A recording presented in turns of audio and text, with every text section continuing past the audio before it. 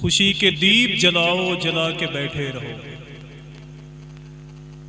ادب سے سر کو جھکاؤ جھکا کے بیٹھے رہو، ملے گا تم کو بھی اظہر حضور کا صدقہ، تڑپ کے ناز سناؤ سنا کے بیٹھے رہو، ملے گا تم کو بھی اظہر حضور کا صدقہ، تڑپ کے ناز سناؤ سنا کے بیٹھے رہو۔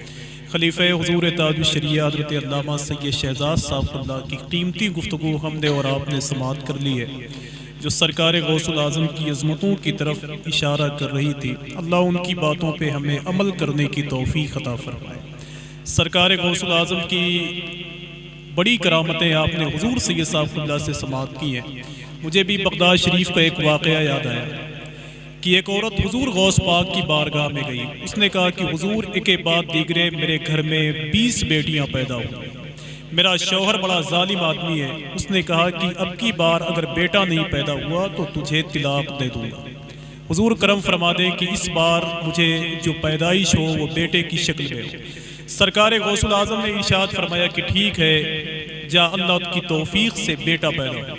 وہ اپنے گھر چلی آئی۔ اس نے کہا کہ گئی تھی پیروں کے پیر کی بارگاہ میں، گئی تھی شیخ عبد القادر جیلانی کی بارگاہ میں، بڑا نام سنا تھا میں نے اس کا، لیکن انہوں نے صرف تسلی دی کہ اس سال بھی اللہ کی توفیق سے تمہیں بیٹی نہیں بلکہ بیٹا پیدا ہو۔ سرکار غوث العظم کی بارگاہ میں دوسرے دن گئی۔ اس نے کہا کہ حضور آپ نے تو مذاق میں کہہ دیا کہ اب کی سال بیٹا پیدا ہو، آپ نے بہت جم کے دعا نہیں کی۔ غوث پاک نے اس سے ارشاد فرمایا کہ یہ بتا کہ تیرے آنگن میں کتنی بیٹیاں ہیں؟ اس نے کہا حضور 20 بیٹیاں ہیں میری آنگن میں۔ غوث پاک نے فرمایا جا کے دیکھ لے۔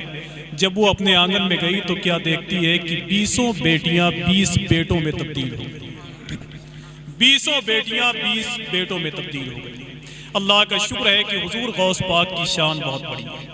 ان لوگوں نے بغداد شریف دیکھا ہے، ان کی آنکھوں کو دیکھ لیں، ہماری آنکھوں کو خوشیاں مل جائیں گی کہ کہیں کے لوگ رہتے ہیں مگر ہم نے کہیں دیکھا، جہاں موجود ہیں غوث الورا ہم نے وہیں دیکھا، یہ مت کہنا مسوری اور شملہ ہم نے دیکھا ہے۔ اب ارشاد بھائی بولیں اگر دیکھا نہیں بغداد تو کچھ بھی نہیں دیکھا۔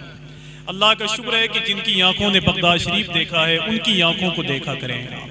ایک شعر کربلا شریف کے حوالے سے پڑھ دوں، شعر صرف ایک ہی دو ہے بس، لیکن شعر بہت اچھا ہے کہ جب کربلا کی خاک خیالوں میں آ گئی، 2-3 لوگ مل کے بول رہے ہیں، باقی یہ کرسیاں سبحان اللہ بولیں گی انشاءاللہ۔ آپ بھی چلے جائیں گے تو یہ کرسیاں بھی لے کر جائیں گے تو وہ فرشتے بولیں گے جو سننے کے لیے آئے ہوئے کہ جب کربلا کی خاک خیالوں میں آ گئی، سجدوں کی کائنات اجالوں میں آ گئی۔ شعر گھما پھرا کے ایک شعر پڑھنا ہے کہ جب کربلا کی خاک خیالوں میں آ گئی، اور حضرت اتنے بڑے شاعر ہیں کہ ان کے سامنے شعر پڑھنا اپنے آپ کو ہلاک کرنا، لیکن پڑھ رہا ہوں تو کرم فرمائے ماشاءاللہ، ہے نا۔ حضرت کے بڑے صاحبزادے ہیں محترم جاوید صدیقی، جب وہ پڑوسی ملک پاکستان کے سرور نقشبندی نے کہا تھا کہ بروز حشر شفاعت کریں گے چن چن کر، ہر ایک غلام کا چہرہ حضور جانتے ہیں، تو جاوید صدیقی صاحب کہتے ہیں حضرت کے بڑے بیٹے ہیں، یہ بزم نور سجانا حضور جانتے ہیں، ہے کون میرا دیوانہ حضور جانتے ہیں، اور سبھی کو حشر میں کوثر عطا نہیں ہوگا، اب ایک کسے کسے ہے پلانا حضور جانتے ہیں۔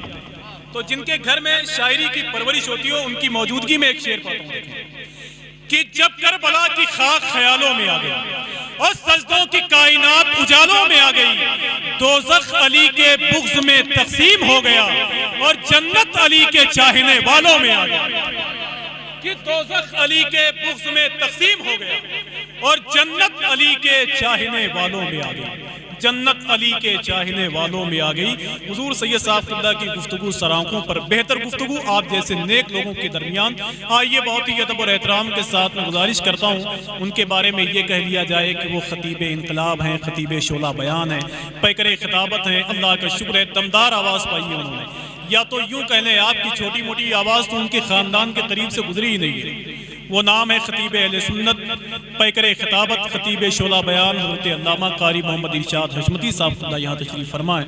آئیے نعروں سے استقبال کر لیں، ان کے وجود کو دیکھ کر لوگ کہتے ہیں کہ یہ شخص خطیب ہوگا انشاءاللہ۔